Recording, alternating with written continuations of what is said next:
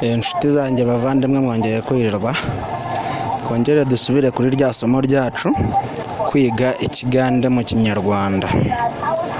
Ndagira ngo nkwibutse wowe ushaka gukurikirana kwiga ikigande mu kinyarwanda, kanda subscribe urakomeza ukurikirana amakuru yacu ya buri munsi. Buri munsi tuzajya dushyiraho video ugenda ukurikirana amakuru yacu. Ubu uko dushyizeho ifoto cyangwa se video uzajya uhita ubona message igenda ikugeraho kugira ngo ibintu bigende neza. Rero wowe nkwibutsa kanda subscribe ibintu kugira ngo bikomeze kugenda neza. Rero reka dutangire isomo ryacu bavuga urugero. Mukamana bamufatiye mu bwenzi kwa Bosco. Mukamana bamufatiye mu busambanyi kwa Bosco. Mu rugande, Mukamana abadagenzo mu bwenzi wa Bosco. Wumve neza, ubusambanyi cyangwa se ubusambanyi babwita ubwenzi mu rugande, mu kinyarwanda bakabwita ubusambanyi. Mukamana bamufatiye mu busambanyi kwa Bosco. Urwo ni urugero tubade dutanga.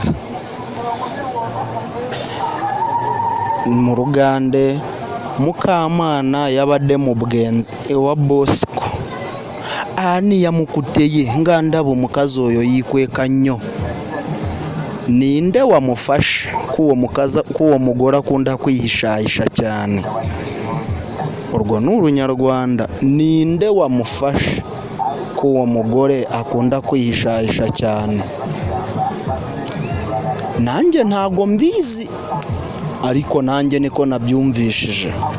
Nange sibimanyi, naye nange mbadde mbiwulidde bwentyo. Olwo Ruganda. Nange sibimanyi owamukute, naye nange mbadde mbiwulidde bwentyo.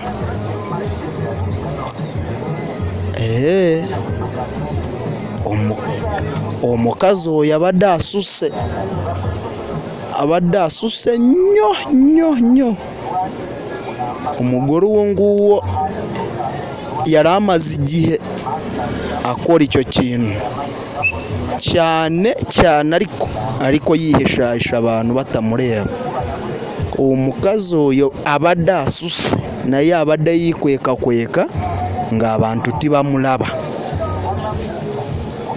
Aho ngaho tuba turi gutanga ingero nyamuneka kugira ngo ubashe kugira uko ubyumva, nawe bashe kwiga urugande mu kinyarwanda, ubwo kugira ngo nawe ugire uko ucyumva icyo kintu. Ntago tuba tuvuga ngo ni ikintu kiri aho ngaho kiri complete cyangwa se kiriho, oya, ahubwo ni ukugira ngo ubwawe nawe ugire uko ukiyumvamo.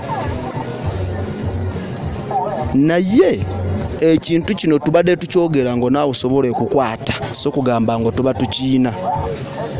Kusaba kanda subscribe oba oyagala kuwuliriza ebyaffe. Katonda abakuume.